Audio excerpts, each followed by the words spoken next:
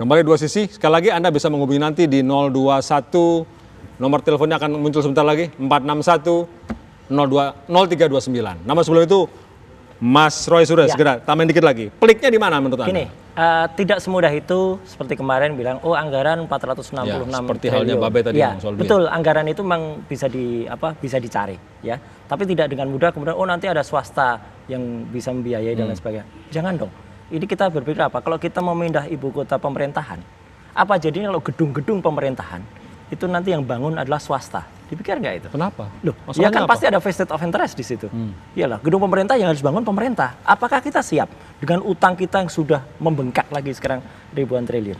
Ide itu betul, ide itu oke, tapi mungkin harus difikirkan atau harus dilakukan dengan smooth, dengan pelan, tidak tergesa. Dan apakah juga nanti semudah itu hanya diputuskan seorang eksekutif saja? Kan perlu pemikiran juga dengan DPR. Nanti Pak Lukman mau jawab. Tapi masyarakat, sebentar dan lain Pak Yayat. sebagainya. Bagaimana dengan urusan itu? Apakah menurut Anda ini adalah waktu yang tepat untuk bisa memajukan dan urusan duit itu apakah harus seperti itu? Begini, ini menurut saya bukan ujuk-ujuk. Sebetulnya zaman PSBY juga sudah. Iya, Kami juga pernah dipanggil dimintai masukan. Akhirnya Pak SBY ngasih 3 opsi.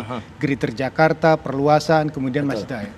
Nah, kemudian ini kan isunya terus berkembang. Memang mau tidak mau ini fakta lah. Harus pindah. Contoh menjelang Asian Games kemarin Pak, kami dimintai masukan untuk mengatur transport aja supaya udah ribet banget. Kita genap ganjil, semua diatur. Itu menunjukkan bagaimana persoalan Jakarta untuk event besar saja sudah harus menutup dan sebagainya. Yang kedua yang menarik, sebelum ini menjelang pemilu itu, kan ada rapat koordinasi terkait penataan transportasi di Jabodetabek. Itu kan sudah dikatakan ada kerugian hampir 60-100 triliun akibat kemacetan.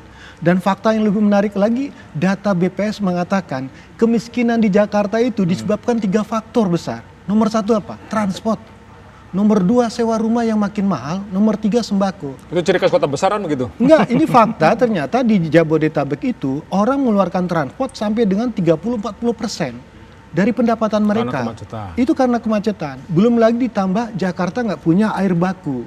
Jadi ibaratnya pemerintah pusat bekerja di tengah kota yang sedang kritis, sedang sakit. Jadi ibaratnya ketika ingin mengurus Indonesia, dia berada dalam kondisi yang ikut dengan masalah Jakarta.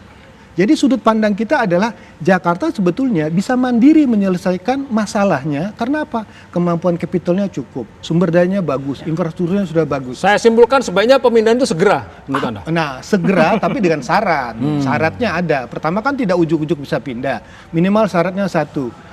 Rekomendasi Bappenas mengatakan dibentuk badan otoritas tentang pemindahan ibu kota. Kita cukup punya pengalaman tentang badan otoritas ini. Ada 10 destinasi wisata baru di luar Bali ya. Itu ternyata pembentukan dan percepatan badan otoritas itu mampu dibentuk kemudian diberikan konsesi pengelolaan lahan.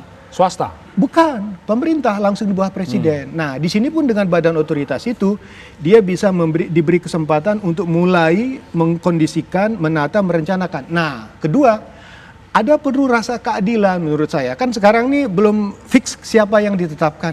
Buka aja Beliau khawatir kalau swasta yang dibukaan. Enggak, beauty contest bagi daerah-daerah yang merasa memang siap untuk itu.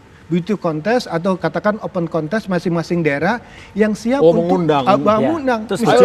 Jadi kayak di Kalimantan, ini Kalimantan Tengah, Kalimantan Barat, Kalimantan Timur yang menurut Badan Penanggulangan Bencana Nasional itu adalah paling bebas dari persoalan bencana.